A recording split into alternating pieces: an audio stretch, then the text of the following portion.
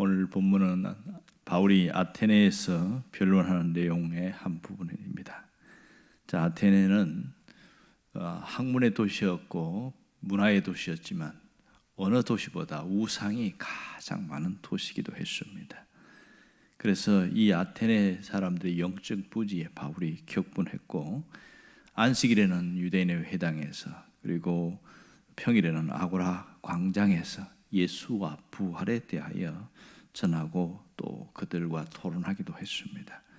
이 아테네 사람들에게는 예수라는 분은 처음 듣는 단어이기도 했고, 부활이라는 단어는 일상생활에서 한 번도 들어보지 못한 처음 사용하는 그런 단어이기도 했습니다. 에피쿠로스학과 스토아 철학자들이 바울에 대해서 두 가지 의견들이 나타나는데, 하나는 말쟁이다, 온갖 학문의 쓰레기를 입에서 쏟아내는 그런 잡다한 지식을 쏟는 말쟁이다, 이렇게 비아냥거렸고, 어떤 사람은 이 예수와 부활을 신으로 생각해서 예수는 이에수스 신, 부활은 아나스타시스 신으로 착각하고, 도대체 그 신이 누구냐? 이방 신을 전하는 자다, 이렇게 얘기를 할 정도였습니다. 그래서 여기서 멈추지 않고 이 철학자들이 바울을 아레오바고로 데리고 갑니다. 그것이 오늘 19절이죠. 여기 보면 그를 붙들어 아레오바고로 가며 말하기를, 이렇게 말합니다. 이 동사가 세 개가 나오는데 붙들다와 가다, 말하다 다 3인칭 복수로 나와 있습니다. 자, 여기서 아레오바고라는 곳이 어디냐면 아테네의 북서쪽에 있는 넓고 평평한 바위를 말합니다. 거기를 갔다 온 사람들은 얼마나 많은 순례객들이 왔다 갔는지, 그 바위가 대리석으로 되어 있는데 아주 유리처럼 반질반질하게 되어 있다, 그렇게 얘기해요. 그 북서쪽 그 아레오바고 그 바위 위에서 위를 바라보면 거기에 파르테논 신전, 아테나 여신을 섬기는 파르테논 신전이 있고, 저 아래로 바라보면 또 아고라 광장이 보이고 이렇습니다. 또 주변에 온갖 신상들이 많고요. 얼마나 신상이 많은지, 심지어 그 신상들 중에는 도박꾼을 위한 신상도 있고 대장창을 위한 신상도 있고 별게 다 있습니다. 그런 얘기가 있어요. 원래 이 아레오바고라는 곳은 회의 장소였어요. 로마가 그 장악하기 전에 귀족들의 회의 장소였습니다. 여기는 신화적 배경이 상당히 많습니다. 이 전쟁의 남신이 아레스입니다. 그리고 전쟁의 여신이 아테나입니다. 이 파르테논 신전은 전쟁의 여신 아테나를 섬기는 곳이고, 이 아레오바고는 아레스라는 전쟁의 신, 남신이 거기서 살인을 저지르고 있을 때에 그 올림포스 산에 제우스 신들이 아레스에 대해서 심판을 해야 된다. 그래서 이 아레오바고 그 바위 언덕에서 심판을 했다고 해서 아레오바고 이렇게 나옵니다. 바고라는 뜻은 바로 파오고는 언덕이라는 뜻이거든요. 그리고 여기 유명한 곳이 뭐냐면, 유명한 소크라테스가 여기서 재판을 받고 감옥에 들어가게 됩니다. 그래서 더 유명하기도 합니다. 그러면 바울을 이곳으로 데리고 온 것은 재판을 하기 위함도 아니었습니다. 그를 데리고 온 이유는 19절과 20절에 나오고 있는데, 하반절에 보면 네가 말하는 이 새로운 가르침이 무엇인지 우리가 알 수 있겠느냐, 이게 핵심이에요. 새로운 가르침을 듣기를 원했던 것이죠. 예수와 부활은 처음 듣는 말이기 때문에 그 새로운 가르침에 대한 지적인 호기심 이런 게 있었습니다. 그러니까 그 20절에도 보면 네가 어떤 이상한 것을 우리 귀에 들려주는데 그게 무슨 뜻인지 잘 모르겠다, 한번 다시 설명해봐라, 이렇게 얘기하고 있는 것이죠. 정말 이 예수라는 분도 생소하기도 하고요, 부활은 진짜 그들이 쓰지 않는 단어입니다. 왜냐하면 그들은 부활 자체에 대한 용어도 없고 쓰지도 않고 믿지도 않기 때문에 그렇습니다. 왜냐하면 죽음에서, 부활은 죽음에서 그의 죽으심을 통해서 죄의 사함을 받고 다시 살아남을 통하여 영원한 새 생명을 얻는다, 이 말이 이해가 안 되는 거예요. 그러니 다시 한번 설명해봐라, 그게 무슨 뜻이냐, 말을 모르니까 부활신과 예수신인가 이렇게 생각하는 그런 정도였습니다. 그러니까 답답하지요.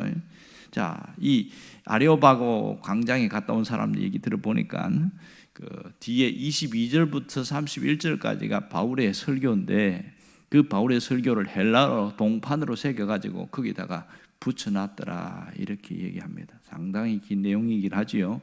근데 그것이 실제로 있는가 봅니다. 지금도 순례객들이 소아시아 지역에 가면 꼭 여기 한번 들렀다 내려가고 그렇게 하는 모양입니다.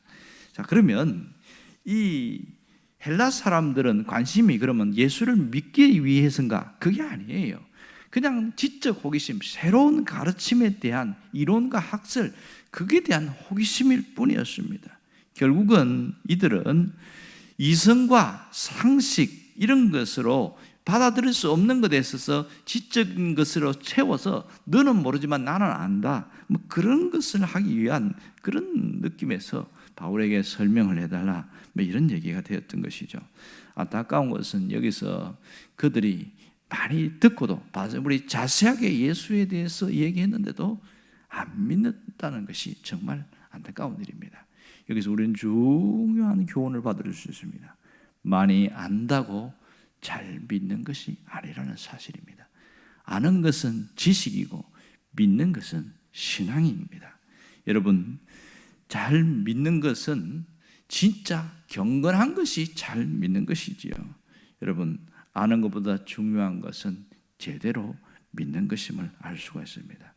흔히 그럼에도 불구하고 어떤 분들은 자기가 아는 것을 믿음이다 이렇게 착각하는 분이 종종 있습니다. 그래서 그 아는 것을 통해서 잘 모르는 사람에게 막 가르치고 훈계하고 뭐 이렇게 사용하는 사람이 있습니다. 이것은 상당한 교만인 것이죠. 아는 것은 신앙이 아니라는 것을 모르고 있어서 그렇습니다. 신앙생활은 지식을 배우는 것이 아니라 그리스도를 배우는 것이죠. 그리스도를 따르는 것이 신앙생활입니다. 내가 그리스도 안에 머물고 그리스도가 내 주인임을 고백하며 삶으로 인정하고 고백하는 것, 이게 신앙생활의 진수입니다. 이걸 모르면 늘 수박 겉핥기식 신앙생활하는 그런 모습으로 나타나고 있습니다. 그렇지만 신앙생활에 있어서 지식은 굉장히 중요해요.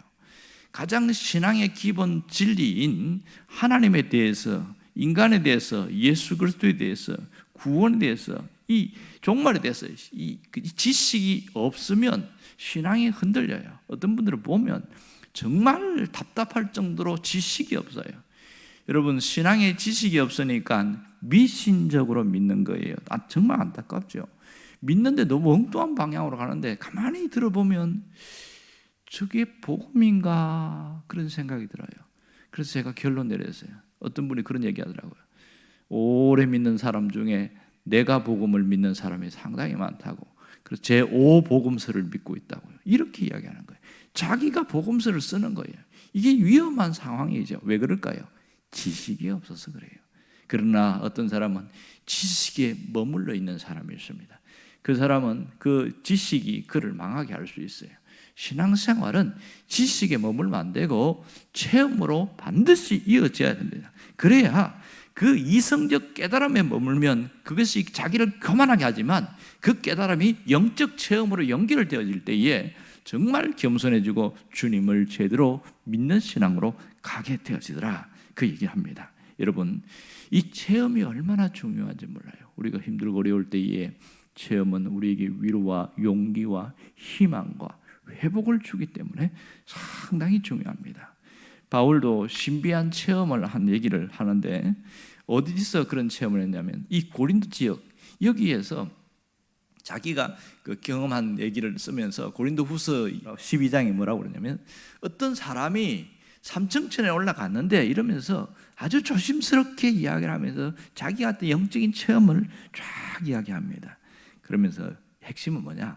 체험 너무 자랑하지 마라. 그러나 체험이 없으면 신앙생활이 흔들린다. 이런 얘기를 하면서 아주 조심스럽게 끄집어내고 있습니다. 그런데 역사적으로 보면 이 체험 때문에 나타나는 많은 일들이 보면 수도원 운동이었습니다. 수도사들끼리 서로 자기 체험을 경쟁하듯이 하고 그러다 보니까 시기 질투가 많아지고 이 체험이 중요한데 이게 또 잘못되어지니까 이상한 방향으로 흘러가게 됩니다. 그 체험에서 가장 끝은 뭐냐면 하나님의 영광을 보는 거예요. 출애굽기 32장에 나오는 것처럼 하나님의 영광, 그 영광의 히브리 단어로 쉐키나 이렇게 말하는데, 그 하나님의 영광을 바라보는 것, 그거보다 소중한 게 없는 것이죠. 그러니까 초월에 계신 그 하나님을 일상 속에서 경험하는 것은 놀라운 일이라고 할 수 있는 것이죠. 하지만 영적 세계는 오히려 잘못되어지면 이 환각 정세에 시달리기도 합니다. 그래서 세상이 혼란스러울수록 이단과 사이비가 많이 나오는 이유는 바로 이건 겁니다. 특이한 체험을 강조하다 보니까 불건전한 그런 신비 운동이 일어나고 또 신사도 운동이 일어나고 이렇게 해서 자꾸 힘들게 하는 거예요. 현실이 힘드니까 그 힘든 것을 도피하고 싶은 그 마음에서 신비한 체험 쪽으로 빠져들입니다. 분명히 기억할 것은 기독교는 신비입니다만은 신비주의는 아니라는 사실을 알아야 됩니다. 신비와 신비주의는 뭐냐면, 신비라는 것은 비밀스럽다 이런 뜻이거든요. 예수 그리스도의 오심이 신비예요. 정상적으로는 이해할 수 없는 비밀입니다. 예수 그리스도를 믿는 것 자체도 신비입니다. 그분이 나의 구원자라는 것을 이게 믿는 게 말이 되냐고요. 신비한 것이죠 이게. 그렇지만 잘못되어지면 신비주의로 빠집니다. 그러면 신비주의로 빠진다는 걸 뭐냐면, 말씀 없이 체험만 강조하는 것이 신비주의입니다. 말씀 없이 특이한 체험 속에서 머무르고 있는 것, 이건 완전히 신비주의입니다. 그러므로 현실을 외면하게 만드는 것이 신비주의의 심각한 문제입니다. 신비주의는 하나님의 말씀을 절대시하지 않습니다. 이게 문제인 것이죠. 체험만 강조하는 거예요. 그러나 우리는 그리스도의 말씀이 구원으로 이끈다는 것을 우리는 믿고 있습니다. 정말 우리에게 필요한 영적인 체험은 예수 그리스도에 대한 체험입니다. 최고의 체험은 그리스도에 대한 신비한 체험입니다. 여러분, 이 예수님을 놓쳐버렸다면 아무리 신비한 체험을 했다더라도 그거는 다 허상에 불과해요. 진짜 체험을 하는 것은 그 어려움 속에서도 그 속에서 내가 예수를 만났습니다. 이게 신비한 체험이거든요. 여러분, 질병의 고통 속에서도 십자가의 그리스도를 깊이 만난 사람들은요, 그 병이 덜 나았더라도 그게 별 문제가 안 되는 거예요.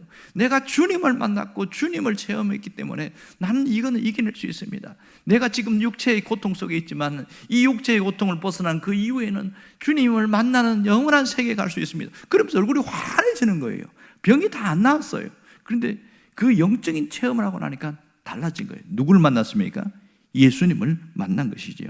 오늘 우리 찬송가에 나오는 것처럼 288장 3절에 보면, 세상과 나는 간 곳 없고 구속한 주만 바라보도다 이렇게 말하잖아요.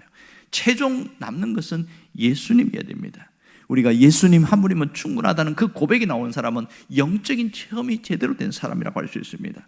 왜냐하면 이 영적인 체험이 없으면 자꾸 세상 것에 미련을 갖고 뭔가를 자꾸 붙들려고 하고 집착하고 이렇게 살아가는 거예요. 왜 그래요?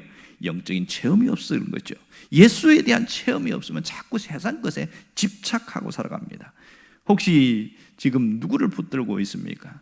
무엇에 마음에 뺏기고 있습니까?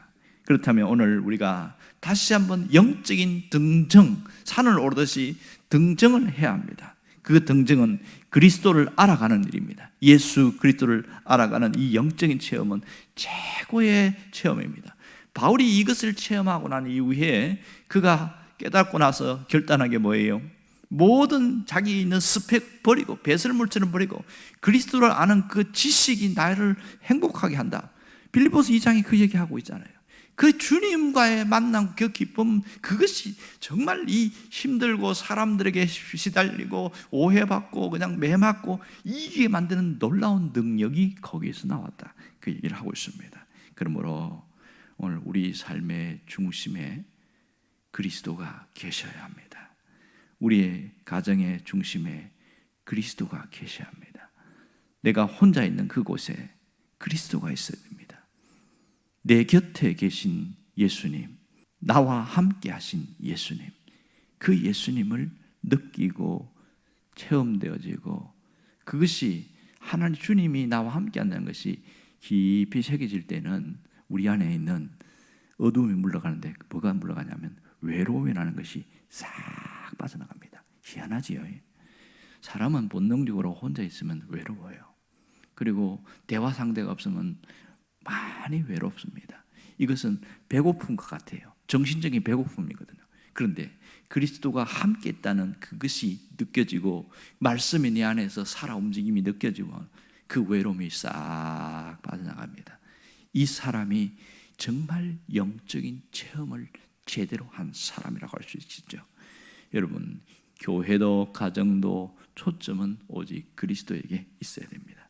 그러므로 체험 중에 가장 신비한 체험은 그리스도의 말씀이 내 영혼에 들려지는 겁니다. 말씀이 내 영혼에 들려지고 새겨지는 그 체험은 어떠한 체험보다도 더 깊은 체험인 것을 알 수 있습니다. 그러므로 말씀에 눈이 열린 사람들은요, 야, 이 말씀이 다 나에게 하시는 말씀이구나. 오늘 주님이 나에게 이렇게 들려주시는구나. 그게 깨달을 때 그 환희와 기쁨과 그 희열 속에서 감격하고 감사하고 기도가 뜨거워지기 시작하고, 이게 얼마나 귀한 체험인지 몰라요. 그냥 뭘 봤니 들었니 그것은 아주 수준이 어린 거죠. 그게 뭐 대단한 것처럼 말하는데 아주 어린 신자의 모습입니다. 진짜 신앙이 돈독하고 깊은 세계에 있는 사람은 말씀 속에서 주님을 만나고 말씀 속에서 내 현실에서 어떤 방향을 제시하는 것을 만나고 그러면서 너무 말씀 안에서 기쁨과 환희를 느끼면서 살아가는 것이지요. 여러분, 이런 사람이 모든 영역에서 그리스도 중심으로 살아가는 사람입니다. 그리스도 중심으로 살아가는 사람이 최상의 세계로 우리를 인도해 준다는 걸 알게 되어집니다. 그러므로 우리에게는 지식에서 머물지 말고 영적인 체험으로 가야 합니다. 그 말씀을 통해서 체험을 하는데 그 속에서 그리스도를 재발견해 나가는 것, 그것이 우리에게 최상의 체험입니다. 여러분이 오늘의 삶 속에서도 주님을 체험할 수 있는 놀라운 은혜가 있기를 주의 이름으로 축원합니다. 기도하겠습니다.